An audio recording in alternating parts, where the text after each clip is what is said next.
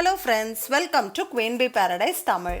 இன்னைக்கு வந்து ரொம்ப ஈஸியா குவிக்கா பண்ணக்கூடிய ஒரு ஸ்வீட் ரெசிபி தான் பார்க்க போறோம். இது வந்து ஒரு மில்க் ஸ்வீட். கலாக்கந்து சீம்பால் எல்லாம் சாப்பிட்டுருப்பீங்க. இது ஏறக்குறைய அந்த மாதிரி டேஸ்ட்ல இருக்கும். எங்க வீட்ல எல்லாருக்குமே ரொம்ப ஃபேவரட்டான ஸ்வீட் இது. செய்யிறது ரொம்ப ஈஸி தான். 5 பொருள் தான் தேவைப்படும். சோ இது எப்படி பண்றதுன்னு பார்க்கலாம் வாங்க. இந்த ஸ்வீட் பண்ணுறதுக்கு ஒரு பவுலில் வந்து 200 கிராம் ஃப்ளேவர் எதுவும் இல்லாத செட் கர்டு எடுத்திருக்கேன். அதாவது நல்ல கெட்டியான தயிர், புளிப்பு இல்லாமல் நல்லா ஃப்ரெஷ்ஷான கர்டாக எடுத்துக்கணும். நீங்கள் வீட்டில் செய்கிற கர்டை எடுத்துக்கிற மாதிரி இருந்தால் நல்லா ஃப்ரெஷ்ஷான தயிரை வந்து ஒரு துணியில் கட்டி அந்த ஈரமெல்லாம் வடிய விட்டுட்டு கெட்டியான அப்புறம் நீங்கள் எடுத்து யூஸ் பண்ணலாம். ஒரு விஸ்க் வச்சு நல்லா ஸ்மூத்தாக இந்த மாதிரி பீட் பண்ணிக்கணும். இதில் 100 கிராம் அளவுக்கு கண்டென்ஸ்டு மில்க் ஆட் பண்ணுறேன். 200 கிராம் டின் வாங்கி அதில் பாதி ஆட் பண்ணிக்கிறேன்.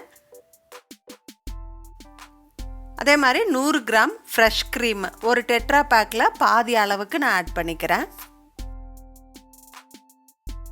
இது கூட ஏலக்காய் ஆட் பண்ணுறேன். தோல் இல்லாமல் உள்ளே இருக்கிற விதைகளை மட்டும் டைரெக்டாக ஆட் பண்ணிக்கிறேன். நீங்கள் ஏலக்காய் தூள் கூட ஆட் பண்ணிக்கலாம்.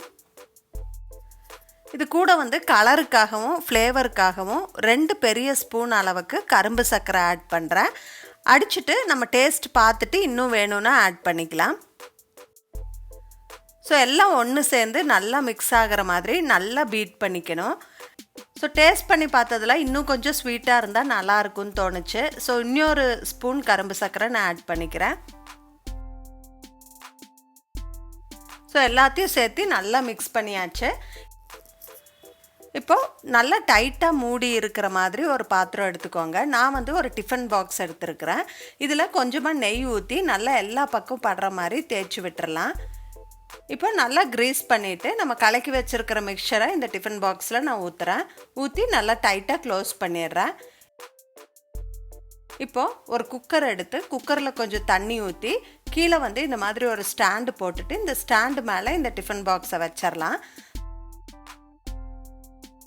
குக்கரை க்ளோஸ் பண்ணி வெயிட் போட்டு 5 விசில் வர வரைக்கும் குக் பண்ணணும். இது குக் பண்ணதுக்கப்புறம் காட்டுறேன் உங்களுக்கு. இப்போ நம்ம இந்த டிஃபன் பாக்ஸ் ஓப்பன் பண்ணி பார்க்கலாம்.